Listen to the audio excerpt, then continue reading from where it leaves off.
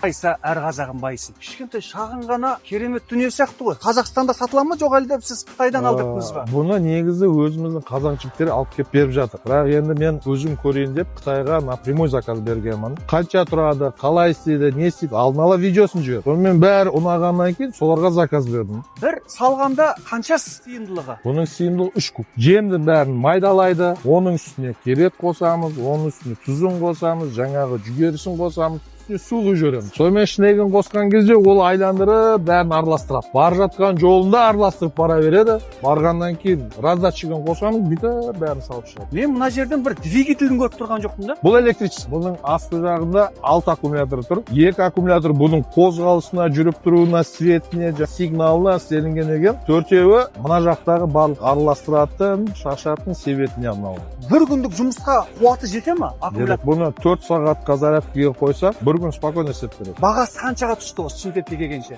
Бағасы ол үшін менің қорама жеткенше 2 миллион 800-ге түсті, ал біздің осы Қазақстандағы алып сатарлар немесе бизнесмендер деп атаймыз ба, олардан бағасын сұраған кезде 4 миллионға алып кетіп береміз dedi. Менің оқырмандардың менің атымнан сізге шықса, мен сізді белгілеп кетсем, жолын кімнен алғанын көмектесіп жібересіз бе? Аккаунтқа салып, телефон номерлерін, кіммен хабарласу керек, қалай сөйлесу керек, не сұрау керек, бәрін айтуға дайын. Біргеміз.